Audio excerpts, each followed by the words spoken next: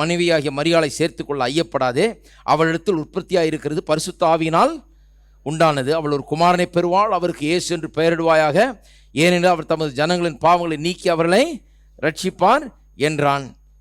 தீர்க்கதரிசியின் மூலமாய் கர்த்தராலே உரைக்கப்பட்டது நிறைவேறும்படி இதெல்லாம் நடந்தது.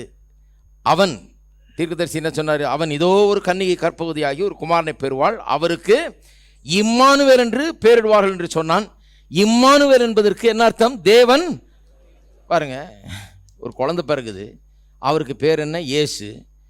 அதை பற்றி தேவதூதன் சொல்லும் போது என்ன சொல்கிறார்? அவருக்கு இம்மானுவேல்னு பேர். இம்மானுவேல்ன்றா என்ன அர்த்தம்? தேவன் நம்மோடு இருக்கிறார். அப்போ இயேசு நம்மோடு இருக்கிற தேவன்.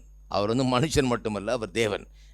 இன்னொரு வசனம், எபிரேயர் 1ஆம் அதிகாரம் 5ஆம் வசனம் இயேசுவை பற்றி சொல்லி இருக்கிறது. எப்படி எனில் நீர் என்னுடைய குமாரன், இன்று நான் உம்மை ஜெனிப்பித்தேன் என்றும் நான் அவருக்கு பிதாவாய் இருப்பேன், அவர் எனக்கு குமாரனாய் இருப்பார் என்றும் அவர் தூதர்கள் யாருக்காவது எப்போதாகிலும் சொன்னதுண்டோ.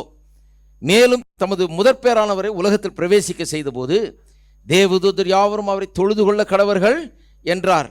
தேவதூதரை குறித்தோ, அதாவது இந்த குழந்தை பிறகுது, ஆனால் தேவதூதரெல்லாம் தொழுது கொள்கிறார்கள். தேவதூதரை குறித்தோ தம்முடைய தூதர்களை காற்றுகளாகவும் தம்முடைய ஊழியக்காரரை அக்னி ஜுவாலைகளாகவும் செய்கிறார் என்று சொல்லி இருக்கிறது. குமாரனை நோக்கி, இப்போ கவனிங்க, தேவனே உம்முடைய சிங்காசனம் என்றென்றைக்கும் உள்ளது, உம்முடைய ராஜ்யத்தின் செங்கோல் நீதியுள்ள செங்கோலாக இருக்கிறது. தேவன் இயேசுவை பார்த்து பேசுகிறாரு. என்னன்னு பேசுகிறாரு? என்னன்னு அழைக்கிறாரு? தேவனே உம்முடைய சிங்காசனம் என்றென்றைக்கும் உள்ளது, உம்முடைய ராஜ்யத்தின் செங்கோல் நீதியுள்ள செங்கோலாக இருக்கிறது. தேவன் இயேசு எப்படி அட்ரஸ் பண்ணுறாரு? தேவனே என்று அட்ரஸ் பண்ணுறாரு. இந்த பூமியிலே குழந்தையாய் பிறந்தவர், மனுஷனாய் வாழ்ந்தவர். ஆனால் தேவன் இயேசு எப்படி அட்ரஸ் பண்ணுறாரு?